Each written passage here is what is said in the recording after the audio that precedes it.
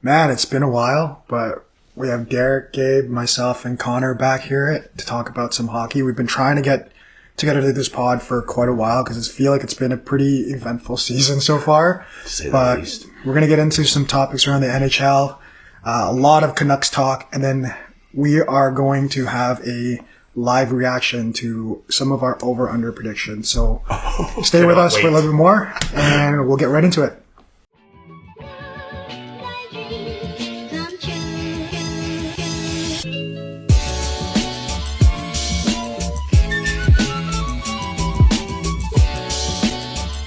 All right, how you doing, guys? I think it's been like, what, 6 months, 5 months? When did we do this? I don't know, man. Like, when did we do this? That was a long time ago. Because we just, we're on the heels of preseason. And Well, I think it was, I was saying this to Connor on the way over. Connor, you had brought it up to getting it going because I, for some reason, thought the All-Star break was in another month or so. So it was good that we got it in because we did want to do it around this time. But I'm happy it's after we traded JT because everything we talk about now is more around the hockey and we know the trade and we can comment. Whereas I feel like if we had done it when we originally did it, I want to say it was like 3 weeks ago, basically like right before the trade, we basically would have just been sitting here talking gossip about who's predictions. Yeah. And we would have been so off with what we got. Probably. Well, I mean, hockey in particular, for some reason, I find big trades, nobody really gets a good return for any of the big people. And we'll talk about it in some of the news that will pop up. But I think so much has happened, and it'd be really interesting to see what your guys' thoughts are. I mean, we've obviously all been talking hockey outside of this, but it'll be cool to kind of put this on record and see what your thoughts are about the NHL. So maybe we can start there. Let's just do some current events in the hockey world. Absolutely. Let's start off with the Four Nations. Are you guys following it? Yeah. Absolutely. You caught most of, if not all of the games so far? Like, how are you guys feeling about it? I've seen Team Canada, everything, and then just a few highlights of the other stuff. Yeah, just missed the Sweden-Finland yesterday, but watched everything else so far. Yeah, I think Steve even said it. It's been a really good alternative to the All-Star game because Way better. Everyone's hyped for it. It was a fight. The All-Star game gets maybe one or two headlines out of it if you're lucky. And nobody tries. And nobody cares. Yeah. It's just like even the players, it's just a reason to hang out. But this is like so much better. Absolutely. Like, More injuries, mind you. Yeah, Well, I can imagine yeah. the GMs are now cringing at everything that's happening, but as a fan, I love it. Yeah, because there's been 2 injuries so far. Right? There's Theodore's out to the playoffs. Car. And then he's sick. I thought McCall He was was just gone. out for a game. Yeah, and then but Kachuk got hurt last night. now Matt Yeah. Kachuk might Yeah. not play. Or. Yeah, but I have found it interesting because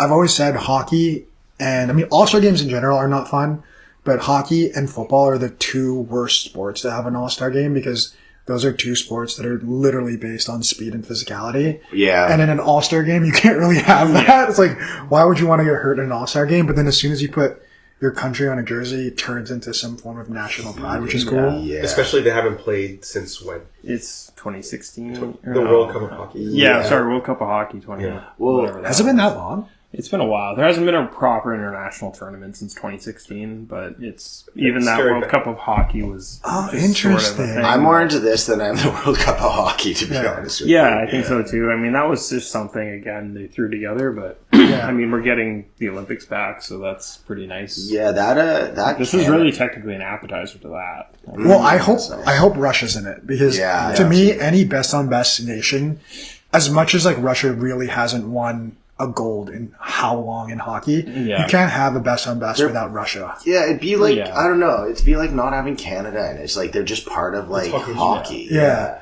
And they have what 2 of the best goalies, right? Yeah, they're pretty loaded up front. They're pretty loaded in net. I mean, their defense, it's a lot like Finland. I was saying this earlier. Their team's exactly like Finland. Like, no defense, but good goaltending and a lot of good scorers. But A lot of depth in their scoring too. Yeah. That Canada-America game was wild. That was a wild game. I feel like, I said this off air, but I'm just going to say it again. I feel like the fight for the Americans was huge for killing the momentum of that game for them. Because if you think of it, like, we got that power play And I just felt like, I don't know, I felt like the energy of the game was so high, and then after those fights, it kind of like tapered it off in their favor. So yeah, I don't know, that was just a wild start to a international all-star break game. What do you think of the team so far? I mean, let's just maybe focus on Canada and the US, because I mean, Finland and Sweden are there, but to be honest with you, unless Sweden and or Finland surprises, it's going to be Team USA and Canada. Yeah. So the biggest talk, obviously, has been the comparison of the two teams. But I kind of sat quiet in the group chat about it. But I personally have thought US is really, really at a point where they're at the level of Canada from a player development. Mm-hmm. And if not, maybe even starting to overtake us. I think we still have the elite of the elite, like McKinnon, McCarr, McDavid. Yeah. We have like the elite of the elite players. I even think when you think about the futures, we still have Bedard and Celebrini. Yeah. I know what you mean. It seems like they're drafting better in bulk almost, we are, but we do seem to still have the generational talent. Yes, 100%. I think I'm talking more in the sense of their depth. For example, we have like the top 1 to 5% of like the best players in the world are Canadian.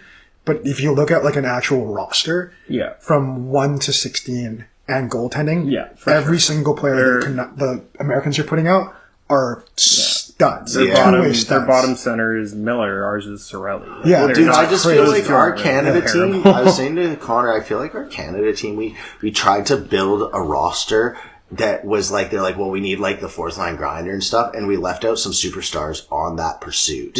We were saying Scheifele not being there is shocking to me. They chose Cirelli over Scheifele. And I think that's Cooper being the coach, and then again identifying this fourth line shutdown line they wanted to have, which I'm like, good luck. I mean, Scheifele can do everything Cirelli can do better. Way better. And then their defense is just ridiculous. Yeah, the fact they don't even have Quinn They don't have Quinn Hughes. And their defense is still stacked. It's pretty obvious. Like, they're like, oh, we had to draw Noah Hannafin in. I'm like, okay, he's still better than like half the Canadian defense. Who was the guy that replaced Makar? Thomas Harley. Thomas Harley's good. He's good, but he's young. He's young, yeah. He's young. It's like, I trust Hannafin more than I trust Harley in this Harley's situation. Really young. Like, Harley's one of those guys in a couple years, like, he'll be on Team Canada. And he's getting a shot right now with Dallas. We'll talk about it later in the pod, but he's getting a shot to run Dallas. He reminds me of like a younger Shea Theodore. Like, he's that kind of potential level of player. Yeah, he's pretty good. My biggest thing I noticed with it all is like I agree with you. Like, it's more America's just caught up. Like, I don't think Canada's like really lagged behind. No, I agree. In goaltending. Yes. And I don't think that's a shocking statement to make. No. But when you're looking at our two teams, like going in, assuming again we make the final against America, I think we can beat them because really that was a 2-1 game and it could have gone our way. But the biggest glaring thing for me is like they come in on goal and they have a 2-on-1 and you're like, whoever their superstars are, you've got Binnington in net versus Hellebuck. It's just a golf in class. Hellebuck is so good at hockey. It's freaking ridiculous how good he is at hockey. I just think the U.S. National Development Program is just far and above past us, and they're going to continue. Well, I was saying it just comes down to population numbers, man. They got 10 times the people. So as soon as they decide to put the money to the system, like that's 10 times the amount to choose from. So it's I was saying to Derek on the way over, like that we're NHL's very much still like the 4th or 5th biggest sport over there, but like that still means they're probably putting in twice as much money as we are into their system, and twice as many kids, and therefore twice as much good results, but. I think we're just lucky that, again, we keep pumping up the generational talent, thank God. That's a good point by Gabe, though, because that developmental program, a lot of the guys on the U.S. roster are either played with each other in when they were younger. Well, the USHL is such a smaller contingent. I was saying that to Derek, too. Like, he mentioned something about the goalie thing and how, like, do you think there's a problem with developing goalies and, like, maybe even just how many games they play as a kid? Because we seem to just, like, have these good young goalies and then they seem to crumble, and I think in the USHL, they just have it down pat. It's basically one league all the kids play in. They only play like 60 games with tournaments included in a year. Whereas the WHL and OHL play like 90 or something like that. That's so nice. And then they're so spread out. There's like 3 or 4 Canadian leagues, so they're all over the place. They rarely play together. Sorry, were you going to say, Gabe? Well, I was going to say, it's just funny, with all this U.S. national development talk, it's funny Keller got left off the team. and he's having such a toward Clayton Keller. Clayton Keller, yeah. him and Robertson on top of him. But that's how good the team is. Insane. Like they had to probably push Gensel out. Yeah, like, that's the kind it's of actually player crazy. that they have to in Canada again. Derek pointed out. I thought we made some odd choices in our roster, like certain guys. I just thought I don't know. I like Brendan Hagel, and he's having a hell of a year, but I just think there's better options out there than Brendan Hagel. I mean, Cirelli's the one. I don't want to whip on Cirelli, but he's the one. Yeah. Unfortunately, Same with Sam Cooper Bennett. preference. I mean, it's understandable. But he didn't choose a team. He just had to coach it. But they get a lot of sway. Yeah. They definitely, the head coach always gets a lot of sway. Roger was saying something interesting yesterday. He was saying, how much sway does a head coach have over the assistant coach, like over Cooper over Tocchet? I feel like in this kind of tournament, it'd almost be fairly... Like, what do you think Tocchet does for that team? High fives, people. Because the whole tournament... I kind of feel like the assistant coach is just there for the ride. Just to be there, He's not going to be a dick. No, not at all. But he's very much a yes man. He's just there to have fun. Well, because just think of how long the whole tournament is, though. It's 4 games. So it's not like you have this crazy time to be like, okay, we're going to implement this system. You're just like, this is what we're doing. Yeah. No, I think the head coach has a lot of sway over the roster. I think the assistants are just there for a good time. That's my guess. Yeah, what do you guys think? I mean, obviously it's going to be U.S. and Canada, and what do you think is going to be the outcome? I'm going to say reverse score, Canada 3-1 with an empty netter. I'm going to go for the theatrics. I'm going to go 4-3, Canada overtime winner. That was my call. Is your call? I'll say, let's say 3-2. 3-2 overtime. I don't have a score, but I think I'm going to say the exact same thing I said last time. I think if it's close, we're gonna eke it out. I think if America wins this time around, it'll be a blowout. Okay. Yeah. Okay. Because they know that they can beat. You know, when you play, I kind of look at it as, the first time you play a boss in a video game, and it's so hard, and you're like on edge and a little tense, but then that same enemy might come up later down the road, and it's not as hard anymore because you're like, I already beat this person. Yeah. Because when's the last time America beat us in a gold medal, not including juniors, in an actual gold medal game? Yeah, it's crazy that it used to be impossible for America to beat us in hockey. There was a point where it'd be like, the Americans will never beat us.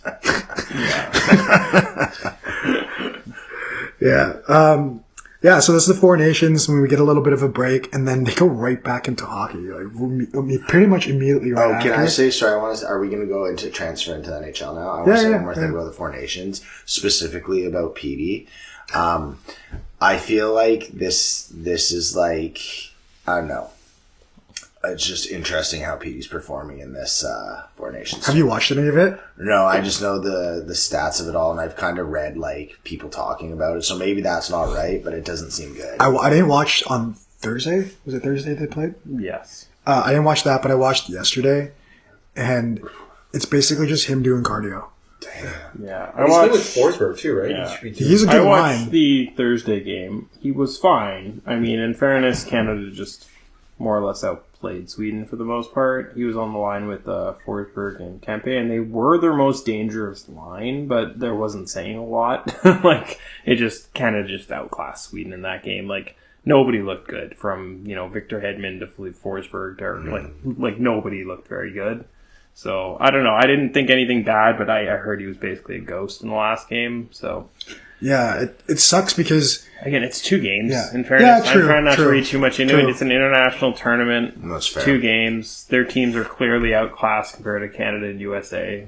So I want to see at the end of the tournament if it's this entire way through 4 or 5 games or whatever it's going to be. Yeah. I'll be a little more judgmental, but for sure. But I also look at America and in Canada, their guys in their top 6 are contributing. At least being visible. But again, it's but then do we hold Philippe Forsberg and all these other star players, Victor Hedman? Are we not holding everyone that's a star player on Sweden accountable? Because to me, other than Adrian Kempe in the game I watched, everyone looked like a dud. Wow. Yeah. Because Philippe Gustafsson was holding them together, and Adrian Kempe was the only threat. Even William Nylander, him and Philippe Forsberg both made terrible turnovers that led to goals in the games I watched. At least Pete didn't do that. Yeah, fair enough. So I'm I don't know. It's 2 games. These star players are all getting shit on by other star players.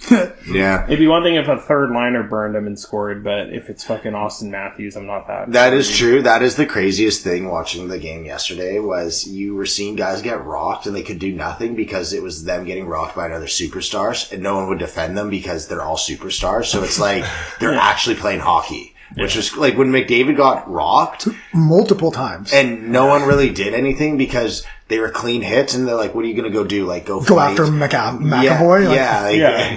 Like McKinnon. Well, the US McKinnon has to go and take a dirty penalty. Yeah.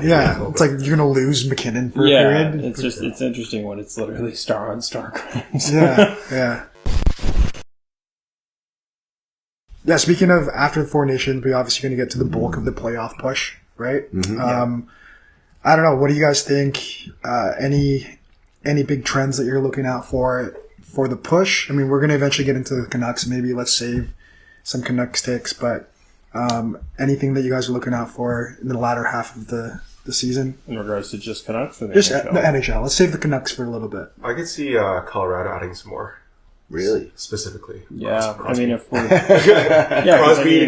Crosby to Colorado, that's my deadline's coming up in 3 weeks?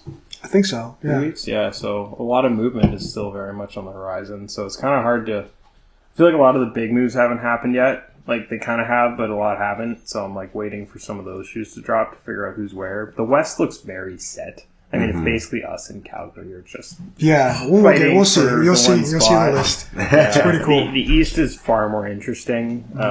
There's so many teams out there that I'm like, what are the Rangers going to do? Are they going to even make the playoffs? Like, that's crazy in itself. You have the whole Ottawa, Detroit clawing for a spot. So, speaking of moves, I thought we'd talk about some of the big ones that have happened so far, especially because we were pretty much at the center of everything. And I know I wanted to save the Canucks talk, but I want to talk about this one specifically.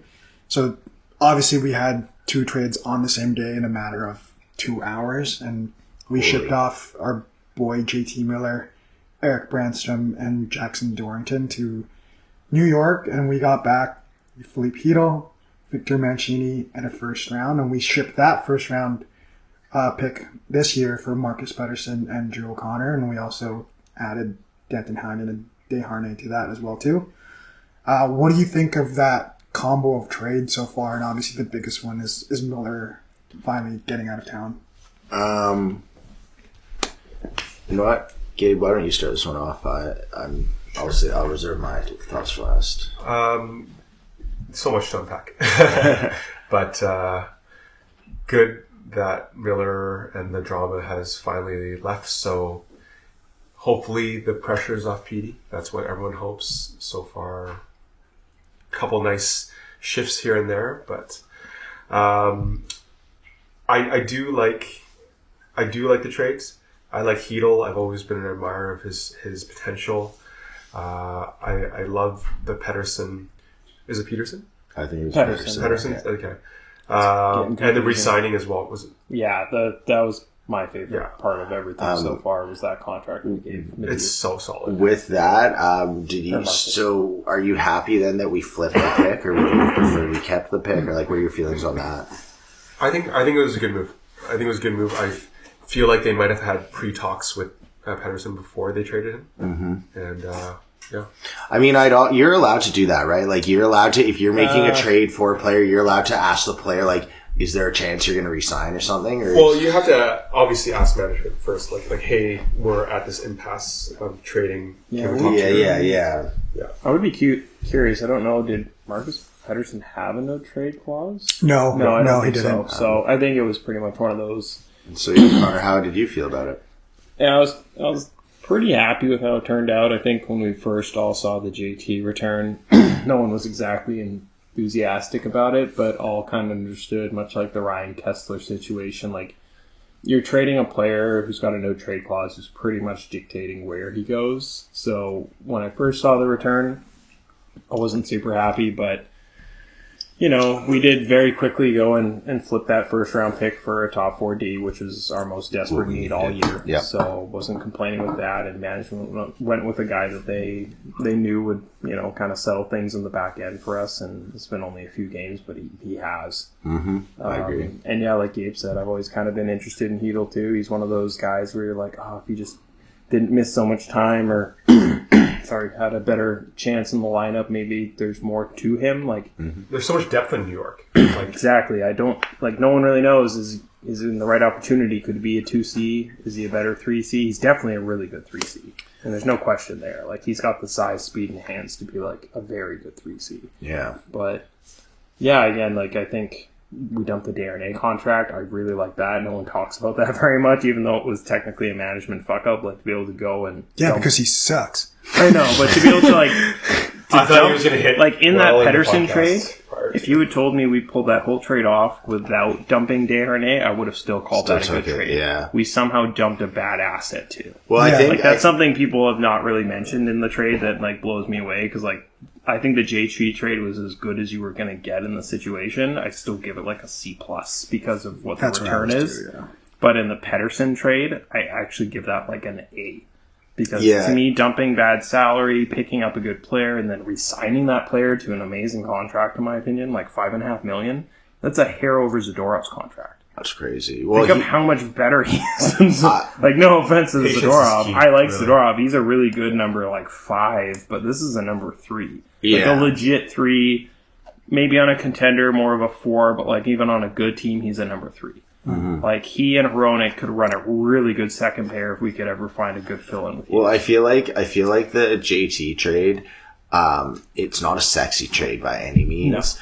No. Whenever you have a guy like him, you're kind of hoping that you get stars in return or some young talent. We all wanted all that. Brendan Schneider, Lefreniere. As unsexy as the trade was, it does, like you said, it got rid of Darnay, some dumped of space. It shored up positions we've all talked about wanting. It's not this is they're oh shit, okay, he's gone, now let's go do this. It's we've wanted Pettersson. This is what we have. We just needed stability. And then again, also a big part of it is the position we were in. We all know it. And so it's you have to factor that into what you're getting. Yeah.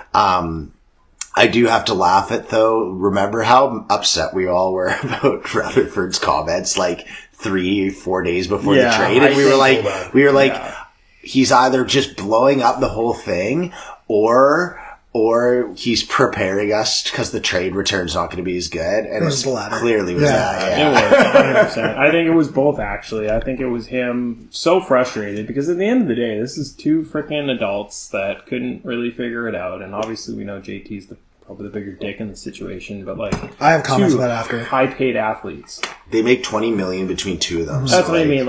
Almost any other situation we've heard of, way even more toxic situations like this, and they still just compete and win the fucking games. Yep. So Rutherford is probably sitting here being and this is a man with a whole lot of history and winning and everything and seen it all, and he's sitting here being this is ridiculous. Yeah. And that's why he blew it up before he had the trade in the queue. It was already there. Yeah. And he was, like you guys said, he was tempering our expectations on the trade. Which is fair. And that's why I think PD is still very much they're not telling him the world he's on the market, but he's on the market. Mm-hmm. My comment on this, and I'm not going to beat a dead horse because you guys basically said everything that I wanted to say about it, but I think A was great because we got Pettersson. So I'm going to remove that. So everything that I'm going to say after this, I already think it was a good trade because we got Pettersson from a D.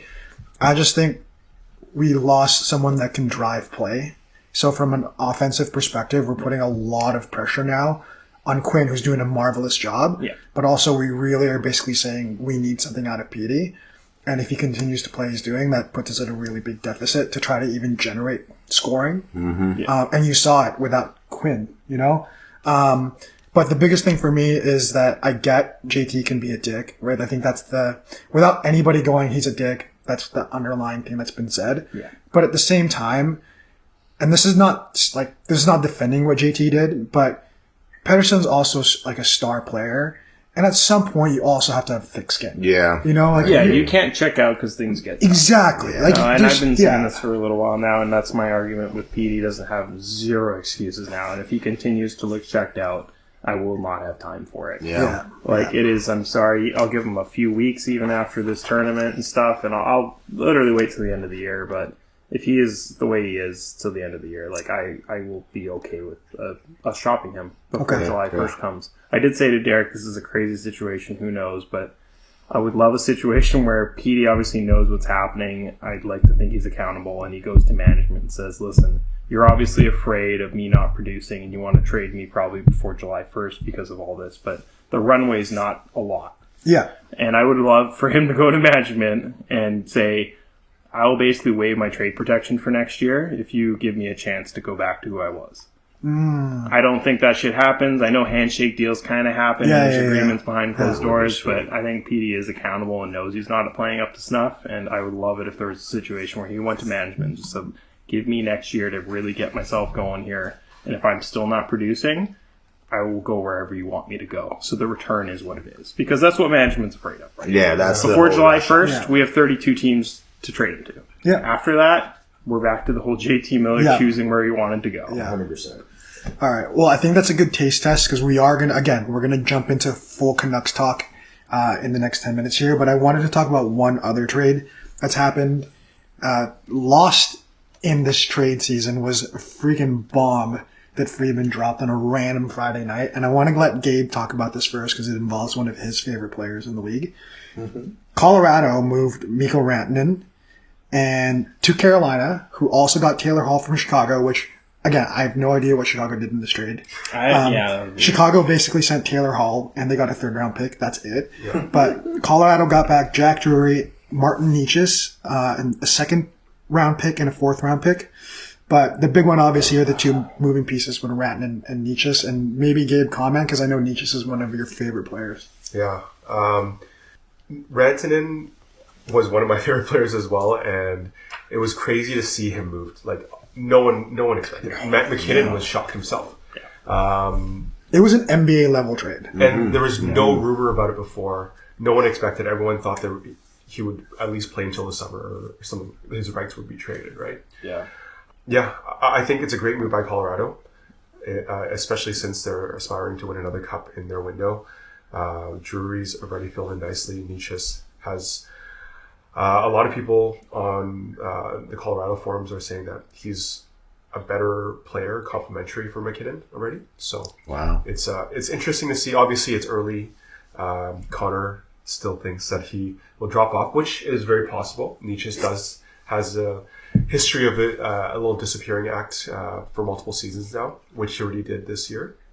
He kind of dropped off for about 20 games, but that's also kind of due to Carolina's system as well. I mean, McKinnon helps as a line mate. Yes. A little bit. So, excited to see what Colorado continues to do. I think they're still going to make a big splash, but really good move to fill out the roster, which they were really thin on. Nice. Connor, why do you think they did it? So, obviously, removing how good Rantanen is, because Rantanen is, I just think he's phenomenal. Like, I really, really rate Rantanen as one of the most elite players in the league. Obviously on an expiring deal, and the rumor was that he wanted at least $14 million. 14. Yeah, I think a large part of it was financial. I don't think, any team wants to give anyone a contract bigger than one of the top guys in the league, captain of the team. Like, what's McKinnon's contract? 11? I have it here. 12? It's 11 or 12.6. 12.6, yeah. So, like, how do you sit there as management and pay a guy who's not your captain and best player more money than your captain and best player, right? Like, you just don't. Yeah. Like, so I just don't see that happening. And then as much as Rantanen is this, like, absolute force offensively, I've always heard the rumors, much like with Necas, that defensively there's some warts there. He's one of those guys, he doesn't always back check and stuff. And a little bit like a JT Miller sometimes, Like, some games you're just like, oh my god, he's the best winger in the world. And some games you're kind of like, what the fuck? But I just think it really came down to money. I don't think Colorado's in a place to spend more than another 10 or 11 on a guy. I don't think they wanted to spend more than their top guy. So I just think that's what it came down to, and Carolina approached them with an offer they basically couldn't say no to, right? I mean, Necas is a pretty darn good replacement at way less money, and you have him locked up to a year after this. Jack Drury is exploding onto the scene a little bit. He's like one of those, like, Calder Trophy dark horse kind of guys. Like, he won't win it, but he could end up placing like 5th in the votes, and looks like he has the makings of at least a really good, kind of like Hedl. I'm not sure yet. I'm like, are you a 2C or are you just a really good 3C? Right. But like, that's a good return, right? Like a top line winger and a 20-year-old 2 or 3C. It's not bad. Especially when your backup's Drouin. Yeah, exactly. Like, again, I thought from Colorado's perspective, they basically, instead of leaking this news and letting everyone know that Rantanen cost too much money, they did the smart thing and they traded him at max value to a team that is now realizing they can't afford the asset. Because now it's the rumblings as Carolina's tried, and they basically aren't. They're even stingier than Colorado, which is really funny because I don't know what bad GM move by Carolina. This is terrible by them. Like, the whole Gunsel walking thing was kind of shit last year, but it happens. At least they didn't give up a lot for that. I know, but that's what I mean. Saving but grace. now, if Rantanen, they have to trade. Drury. They basically have to trade Rantanen. Like, I know for a fact Rantanen is moving in the next 3 weeks again. Really? You think if so? you're Carolina and he walks, I don't care who's the GM. You're getting fired. Okay, like, if you're that GM, wait. Save this for later. This will be good for later. Okay, because fantasy scenario for me, I know it would never. Where's he going next? The chance of it ever happening. But let's just say in 3 weeks, Connor, you're watching PD and PD's still doing his disappearing act, and Carolina goes, no, really? No, yeah, 100% no. Number one, Ryan is not a center. I mean, he does play center right wing. He's one of you just moved out. You're going to move out your 2 top 6 centers for a guy who sometimes plays center. Like, you know what I mean? Like, you just traded your other center. True. You are not trading this other elite center for not a center. That's fair. Like, Hey, Hedl can be your top center. And then Bluger is your 2C. Hedl Rantanen sounds dangerous. Okay. And then sounds good at a 2C. Yeah. And then what? Pia Suter and Blue, like, it gets so thin. Yeah. Like, you can't move PD unless you're getting a center back. And that's that center has to be top. Again, that's why I said it's a fantasy dream. It's a cool player to own. You know, it's like those guys. You have like cards, and you're like, I really want a Rantanen card. I would get a Rantanen jersey. Yeah, I would love. Yeah. There's other ways. I mean, It'd be it's still not impossible for us to get just sign him at 14. You guys realize we have an insane amount of cap space going into next year. We do. Yeah, we do. Canucks are coming up on, like, what is it, 25, 30 million? Yeah. Dude, we should sign Rantanen at 14. No matter what, we always end up just coming back to the Canucks. Well, this is the big one. This is what we were waiting for anyway, and we teased it a little bit with the JT talk. So, as it stands right now, we're second in the wild card at 63 points. We are 5 points back from Colorado, who is surprisingly in the first wild card spot at 68 points. Yeah. Calgary is 3 points back, biting at our heels, so they have 60. And then right above us, immediately above us, is LA with 65, so 2 points away. And then Vegas with 72, so a little bit more of a loftier goal, right? So, you know, we're kind of in a spot that I don't think all 4 of us would have expected. I think we all thought we were going to be at least second or third in the Pacific. But maybe let's start there, Derek. Like, what do you think so far in the Canucks season and how it's going? I mean, I just feel like it's just been hampered with so many issues. Like obviously there was just the drama in the dressing room, which just seemed to be a cloud. But I feel like for me, the biggest thing was we just were missing Demko. And I know Lankinen played extremely well, but it's not Demko when he's at his like elite level. Yeah. And so I feel like even just the drama in the dressing room from almost the start of the season, I feel like if Demko was there, I think we would have been doing a lot more. I don't know if the drama, maybe according to them, this was irreconcilable differences and it was going to happen always. But maybe it happens next year if we have Demko here this year because we're just winning games. And I feel like... I know what you mean. Yeah, right? Demko wins us a couple more games. The record's a little... Yeah, all of a sudden JT's, when he's yelling at guys and being all a dick, but we're winning, they're like he's motivating them. Like those little small things. Yeah. And so for me, just the biggest thing has been we've missed the number 1 goaltender, the number 3 goaltender when he's healthy. So that for me has been the biggest storyline of the season, truly. Yeah.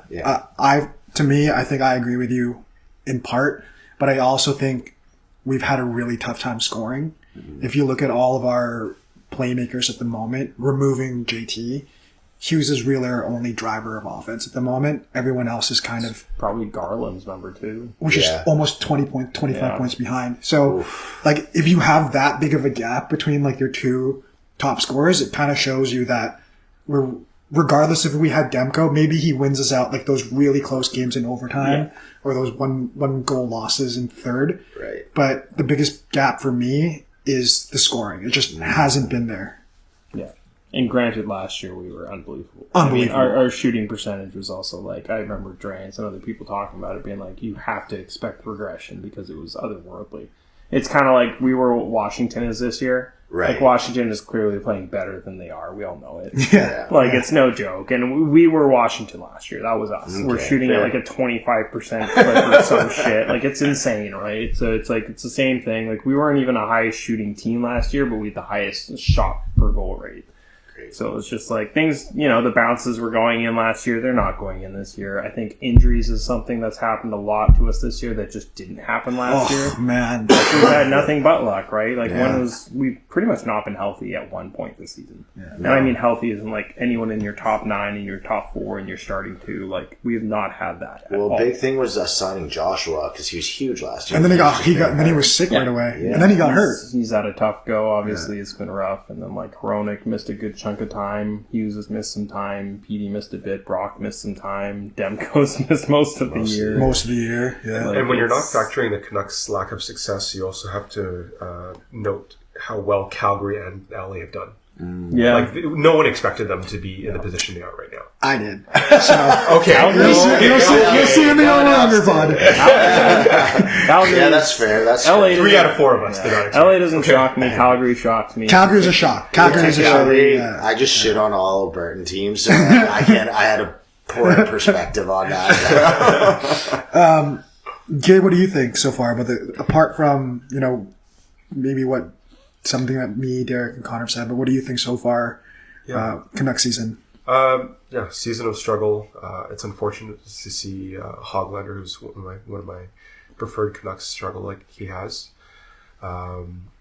Excited to see what our new players will do because they've really injected a little boost into our team prior to the break here.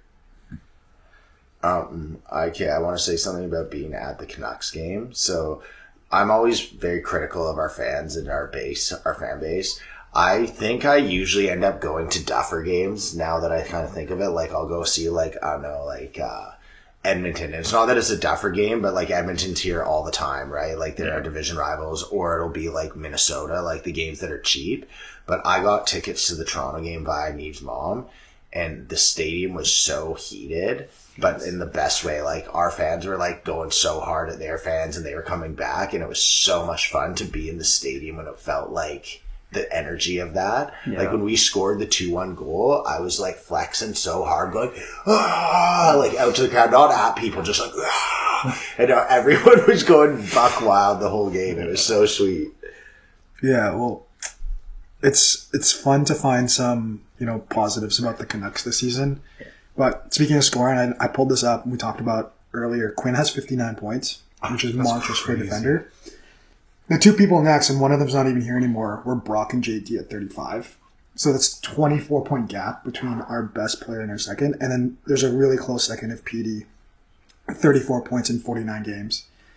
And Connor talked about it earlier, but maybe can you elaborate a little bit on what you've seen out of PD this year?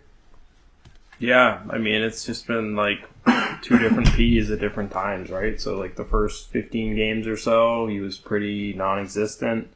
Wasn't a lot happening out there. And then, funny enough, JT went on his leave. PD and DeBrusk in particular went on that heater where they put up a ton of points, right? I think 18 and 15 or whatever the stat line was. And then JT came back, and then PD went down off the cliff again. And I don't know, we'll never really know what's going on there. But yeah, I mean, PD is just having himself a tough year. I mean, the one thing I'll say is at least he never really hurts you. Yeah. That was my gripe with JT all the time, was when JT's having a bad game, you know it, because it's turnovers at the blue line that lead in the back of your net. At least when PD's having a bad game, I don't sit there and notice that kind of stuff, but Like, again, you're an $11.6 million top line center. Like, you have to be driving play every game. You don't have to score every game, I mean, but just look like you're threatening. Yeah. Like, there has to be, you know, like that, was it the Toronto game where he made that pass or whatever in the opening? Like, just one or two of those a game. Just look like you're that kind of guy. Well, okay. So, I don't know. It's too much of ups and downs. Like, one game I'm watching him and I'm like, oh my god, it's the PD we all know. And then the next game I'm like, where the fuck are you? Okay, so I know you guys are all PD guys. Dax, you're kind of undecided. We're all tiltering. Yeah, but I'm not. Okay, first off, I'm gonna say this. This is like unpopular opinion in the chat, but I'm not. I want PD to do well. It's not that I don't want him to do well. So people that I basically don't. I don't think PD is gonna live up to his billing. He is, the fifth best paid player in the NHL? Here's the list. So, not counting Draisaitl because his isn't coming until next year. Okay. Matthews, McKinnon, Panarin, Petey, and McDavid.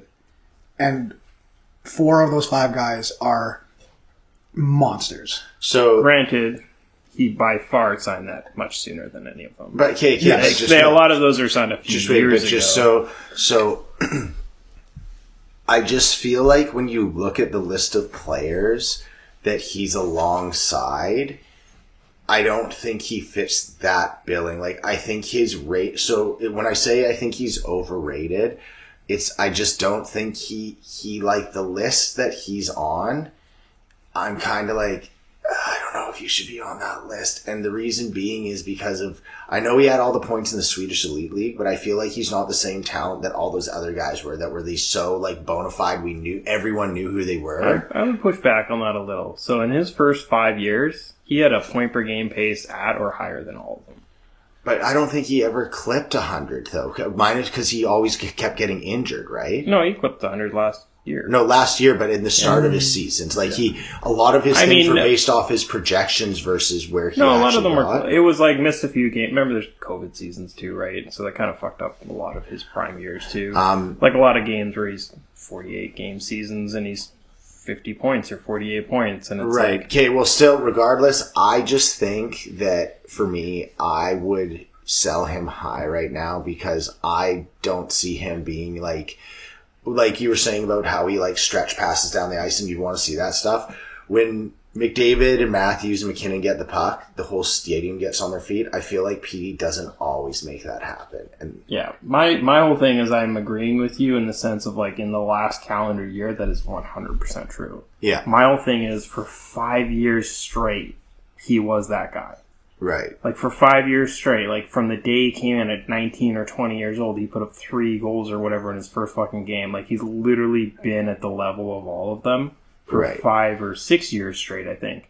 And he had the one weird season. It was, like, the one sandwich one where he had, like, a really weird... that wrist season? Injury? Yeah. Where he was, like, 30 points under or something like that. But I just mean, like, development is kind of different for everyone. Like, McKinnon was a 50-point guy. Until he was, 25?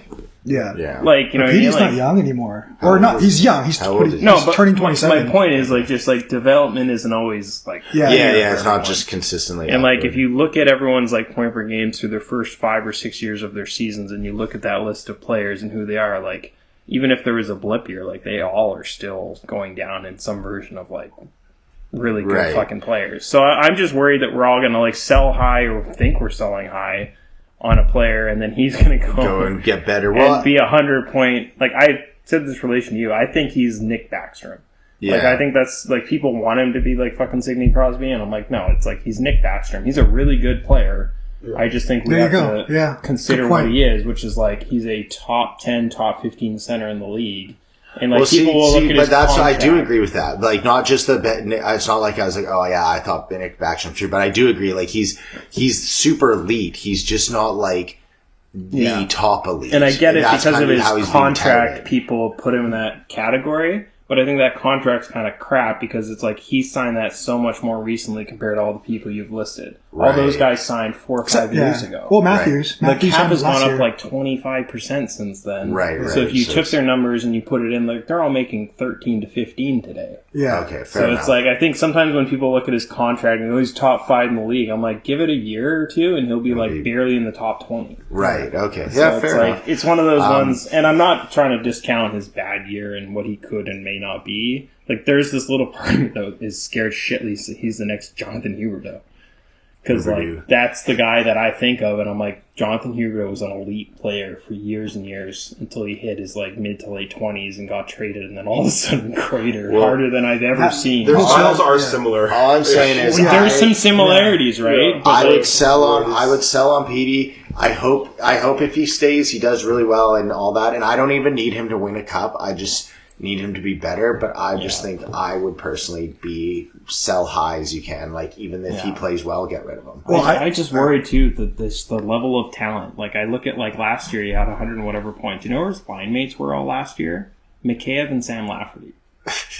So like, But our power play was so good. I know, last and I'm year. sure he racked up. So good. And I'm sure he racked 35 up points. 35, 45. He Yeah. racked up 60 even strength points with Lafferty and Mikheyev. Like, think of like how elite you have to be to make those players and get that. Like, think of the point difference in his line mates. It was 100 to like 30. Like, I think honestly, it's just another situation of just the media affecting.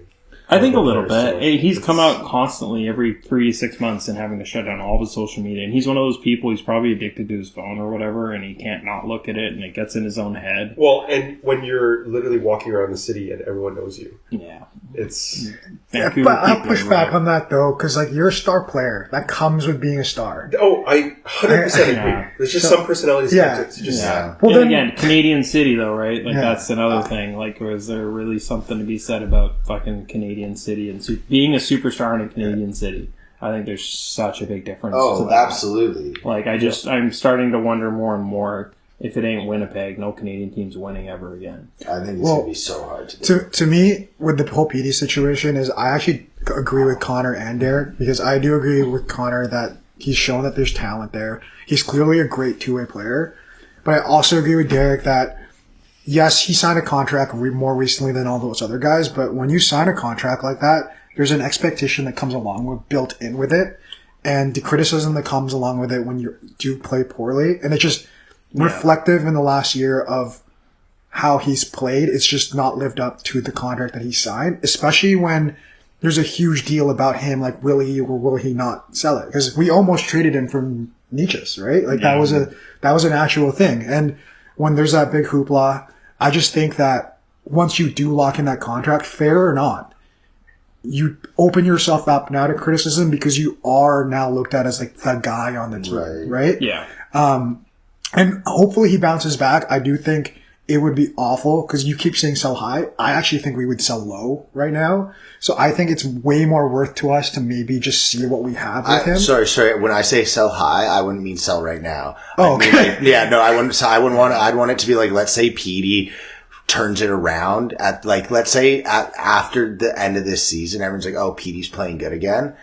I would sell him. That's what I'm saying. It's not like it's not like But I getting don't off the think that would roster. even happen, right? Because the whole thing we're worried about is him not playing good. So it's like, if he plays good, why would we sell him? Yeah. Well, I don't know. I personally, but why? Again, I've given you my reason is I don't think he's the level that we think he is. But again, that's just kind of my feeling, and I really hope I'm wrong, because that would be the most ideal for the Canucks. Yeah. That's just my vibe, is I wonder that. Anyway, I always worry too, one last note, is like, even if you're right and he turns it around and we sell him at his peak value or whatever, like, you're just not getting Petey back, let alone McKinnon or the things we crave. Right, so right. it's like, you're selling Petey for Yeah.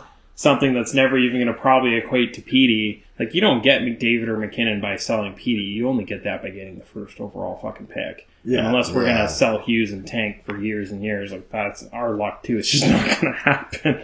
So I just feel like there's no world where we trade Petey and we win. My number That's one my thing, main thing I've been worried about for the last couple months. Well, There's no world where I think we win that. My number one, actually, though, is just whatever Quinn Hughes wants. Yeah, Quinn Hughes was like, sell Petey for pucks. I'm not going to lie. Sorry, Petey. I'll agree with that. It is truly Quinn's world, and we're all just whatever he wants. We're all just like, Well, that's also part of what I mean, obviously, we're going to have a ton of cap, so it might not even be an issue, but, and this is probably a good segue going into the next, because I don't want to keep just rating on Petey, because I don't think we're all going to agree on one thing, but we obviously have some cap decisions to make coming up, right? Quinn is going to be, in my opinion, the most important one, and that's coming up in a couple of years.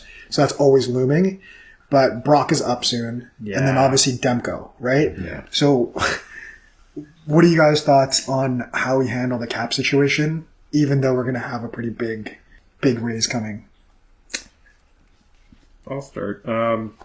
I think Brock is the most interesting one because it's the most, it's happening right now. Like, we pretty much have to make a decision in the next few weeks here. I think it's literally going to depend on the first 3 or 4 games coming out of this break, because at that point we're going to have a better picture of, are we like a for sure playoff team, or are we going to be fighting right to the end? Because we could treat Brock as our rental, essentially. So a lot of teams are going to be shipping out first round picks for guys of that quality or not even that quality. I'm sitting here being instead of let's keep our first, let's just hold on to Brock. okay, yeah. And then, if we're playoff bound, at least we're going in with a chance. If we're Right. playoff bound and we sell Brock, you're basically just punting on the year, okay. regardless of playoffs. I actually agree with So him. I just think it's kind of weird because some people are like, how the hell do you not trade that asset? It's it's playoffs, man. If Demko comes back and Quinn's healthy, And we're going to the playoffs? I don't give a shit. Yeah, anything can happen. So, I'm of the mindset of keep Brock for that run. If we're somehow looking like it might be too close to call, sell him. Or if we're clearly out of it, absolutely sell him because he's going to net you a first-round pick. Yeah. I'm just happy we have a first-round pick, to be honest with you. And it sounds like we're keeping it. So that's kind of nice. And then as for Demko, that's a way tougher one. I believe he still has next year. One more year, So we don't have to make that decision right now. I think nobody wants to. It's one of those, wait and see next season and see how the season goes. If he's healthy and he's playing up to snuff, no one's going to worry. I do think going forward, this has totally screwed his future a little bit in regards to the contracts he's going to get. Mm-hmm. Canucks are not going anything past a couple of years now.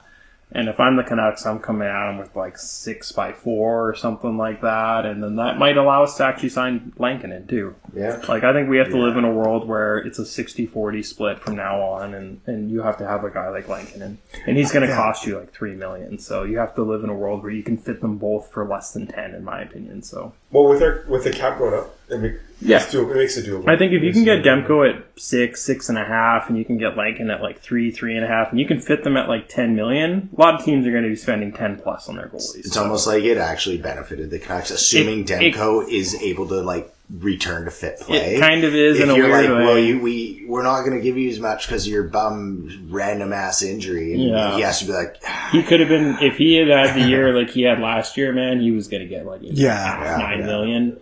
Now he's going to be lucky to get 6 or 7, and definitely less term. And it kind of, like you said, it might have kind of benefited the Canucks more than anybody, because 100%. Now we get to give them less term and less money and get a real backup. No more of this signed minimums and young guys that we hope are good. It's no, Lankinen is a legit, really good secondary backup. I want to get him locked up personally at a 3x3 or something like that. Get him in for a few years at a good rate. I think so, because I just think I love Demko, and I think he's all world. Yeah. It's just that now we've gone 4 years in a row where he's shown he can't make it through a full season with the workload we give him. Not that he can't make it through a season period. Yeah. Just not with the workload that we expect of him. Yeah. And I want to split it down the middle and let him ride the playoffs. That's the world I want to work with our goalies. So. All right, push each other. We're going to end this on a great note. So I have a fun little draft that we're going to do here. Wait. Oh, go ahead, Sam. Sorry. Yeah, I want to say on Demko, I do just if you step out of the world of just Demko, I do think that having a 1A, 1B is a more ideal world to play in, just because it's kind of with all sports. Have this where it's the wear and tear of it. Hockey specifically has such a grueling season. Yeah. And I think it just makes sense in terms of if you're trying to facilitate a really good hockey team you have just that consistency of goaltending where you have a 1A, 1B. Whereas it is like sometimes you see teams, they have like such a good goalie, and then as soon as he's out, it's like a huge hit for them. And then it is all of a sudden depends on your 1A has to be there. Yeah. It just depends because there's maybe 3 guys that are legitimate, bona fide. You can play every game and you have a shot to win the playoffs. I think obviously right now, Hellebuck is like the guy of guys, right? Sure. I'd say Shesterkin, even though this year he's having an awful season. Yeah. And then there's a guy in Dallas, Ottinger, who's able to take on an entire load. But they're rare. And then the last thing I want to say, going back to the Brock stuff, is I've been for a while on the trade Brock bandwagon. But just in general, because I felt like he's kind of been a Band-Aid. But I hate saying that because it's a lot is like not to his own fault. Like I love him, but he does get injured a lot.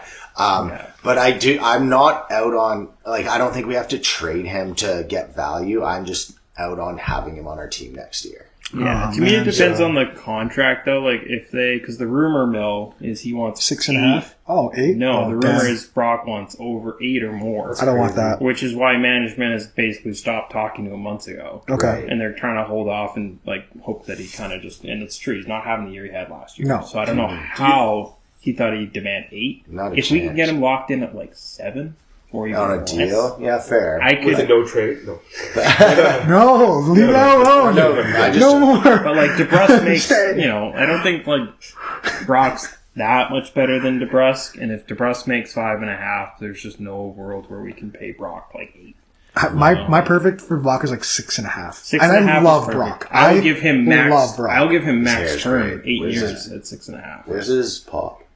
I don't have his pop. Oh, you have his pop. He has his pop. Brock's pop is the best hair. Do you guys think that we can get a first set of prospects? For Brock? Oh, No. absolutely. Oh, really? For first and a prospect? You know how many top line 30-goal wingers are out there right now? None. Just Brock. Yeah. Like, he's the only legitimate under 30 years old 30-goal consistent Trade scoring. Brock, buy Would you do that though? Because then we'd be No, punting because on that's scoring. my whole One point for is one. like as a rental, like we're in the market already for like a top 6. Because we need to score. We just What said if we need traded scoring. Brock So, for like- Rantanen because we can afford to re-sign and Brock can be gone? Okay. Hey, you know what's crazy? If there was this crazy world where that was a thing, that is something that is not. Because like I'm thinking of the teams that, like if you're trading Rantanen again, Carolina's in win now. They can't be trading Rantanen for futures, right? So they do need someone to trade them, probably another really good pending UFA. Would you ship our first and Brock for Rantanen? No. Because the first could be good. I but don't it could think also you. be I don't Rantanen. think. I don't think you have to. I think you could do less. Okay. I think the fact that Rantanen's been shipped around twice now kind of fucked up his value. I think there's a world where you can get like Brock in a second for Rantanen. Damn. Okay, so I want to go and have a fun little exercise before we exit the first part of our pod.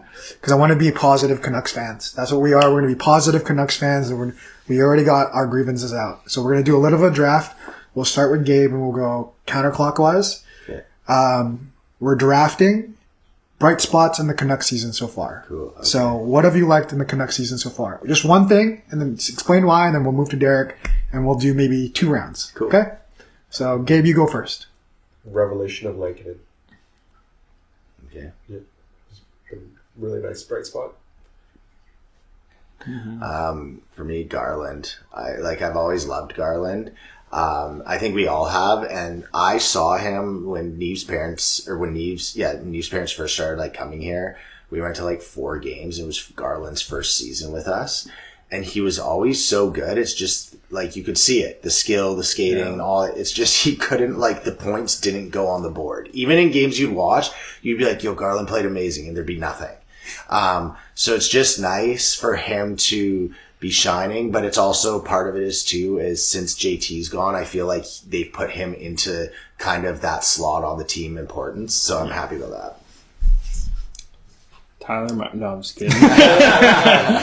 Kiefer Sherwood. I mean, that's the easy one. I feel like Dax is probably going to take that. But That was mine. Yeah, sorry. Kiefer Sherwood has been just like way more than he even lived up to, like hype-wise. Like, I remember when we signed him, it was a big thing, and everyone was kind of like talking to Hughes about him in the playoffs, and what he could bring to the team. And I thought he'd make for like a solid, energy fourth line guy, like a staple in the fourth line for a couple of years, but he's got more potential than that. Like, there's a legitimate, like, third line scoring. I would love to see him in playoffs. He's going to drive everyone nuts. Yeah. He's the guy that draws penalties and throws that big hit and chips in with a big goal once in a while. Like, he's been a huge, huge bright spot. I actually super agree with that. I actually think there's even a bigger, especially if we're looking for some upper line scoring, I think he could even slot in here and there in the second line. Yeah, he's played with Petey at times. Yeah. My bright spot is super easy, low-hanging fruit, but it's Quinn Hughes turning into basically the mega power out west. Yeah. He turned into the guy. He was already always good, but he turned into the guy that we always thought he could be, and he's shown that. And in my opinion, the biggest reason why I think this season is even salvaged is because he's literally gone Super Saiyan. Mm-hmm. He's carried games. Absolutely. Yeah. It's pretty big when, like, I listen to a lot of 650 and during the afternoon it all turns to fucking Toronto 650 or whatever, just stupid Toronto bias shit. It's big shit when you hear Nick Kypreos, who's the biggest East Coast Leafs fan ever, talking about how Quinn Hughes should probably be up for the Hart. Yeah. And I hate Nick Kypreos. But when you hear, he's an idiot too, but when you hear Eastern media talking about how Quinn Hughes should be up for Hart Trophy consideration, it tells you just like where he's entering as far as like league. Like, to me, he's top 5. Like I was saying to Derek on the car right over, it's McDavid, McKinnon, Hughes, McCarr, and Hellebuyck for me are like the top 5 in the league. Like, they're just like head and above everyone else. Like, I know there's forwards is a little more, Draisaitl and certain guys, like, they're real close, but, like, Hughes and McCarr are, like, miles above everyone else in defense, and Hellebuyck, in my opinion, is quite a bit above every goalie currently. Yeah, I agree. Like, that's kind of where I have him. He is top 5 in the league. Yeah, absolutely. All right, Gabe. DPD?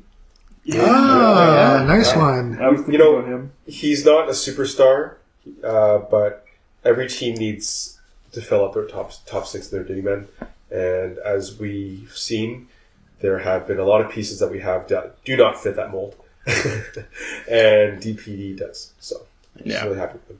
I'm going to go a little off the board for the team a bit this year. So I've always felt like I always respect the idea of trying to do cool intros and stuff on the ice, but I felt like for quite a long time a lot of them are just shitty and poor.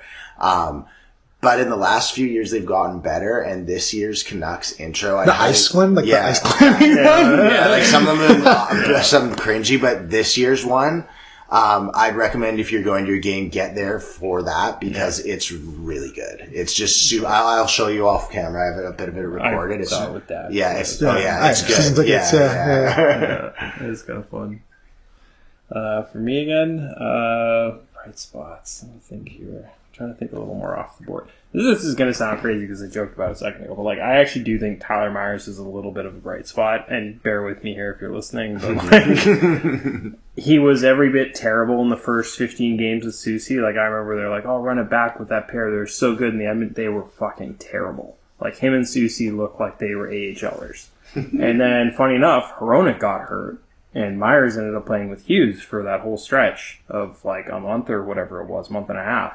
And Myers looked good. Like legitimate, like this is old man Myers playing the most minutes he's played in his whole career, I believe, at that point. Like he was playing, averaging like 25 minutes a night. And he looked good. Like it was crazy. And then even more recently, since Hronek's been back, he still looks kind of good. Like I'm watching him mistake free. Like there hasn't been a game in like a dozen or more games where he's made even a single chaos draft mistake. He's aging out. It's blown me away to the point where like they're talking about it more and more on 650 being like, this sounds stupid, but like he's outplaying his contract right now. Like he's never once did that in his entire 6-year prior contract. But right now, sucked. I know. But right now, we always said he was really worth $3 or $4 million, and he still is worth $3 or $4 million, but he's only getting paid $3 million. Yeah. So it's like he's actually playing or outplaying his contract for the first time in probably his entire career. But it's been kind of a bright spot because of like Hronek missed a large part of the year and our D was still pretty shaky. And if it wasn't Hughes and he was out there, I actually wasn't as scared as he used to be. Yeah. Maybe Miller was harping on him too. You damn giraffe. Yeah. My final bright spot for the Canucks this season, and it's a little bit unconventional, but I've just thought that Jim Rutherford has just been on one. Some of the sound bites he's given us has just been a blessing from the gods. You know, I'm like grandparents at that age now where they kind of just stop giving a fuck. Yeah, it's been so funny. A little bit like that with my grandpa when I talk to him sometimes. It's just no fucks given. And I'm like, it's kind of entered that level of like, he's just like, well, fuck it all. Yeah, so I've actually really enjoyed, as much as it's not been great for us from a media perspective, I've just enjoyed how candid he's decided to become. It is hilarious. Yeah. The complete opposite of like Lou Lamoriello. I was going to say, or even just previous regime, like, it is funny how much transparency we have now compared to before. We just had to guess what Benning was thinking. And now it's like too much transparency. And it's like, it's just funny. Jesus Christ, what a shit show. Tone it down. Someone put the old man in nap time. All right. Well, that wraps up the first part of our pod. Everyone stick around. We are going to get into some exciting over-unders and see where each of us landed.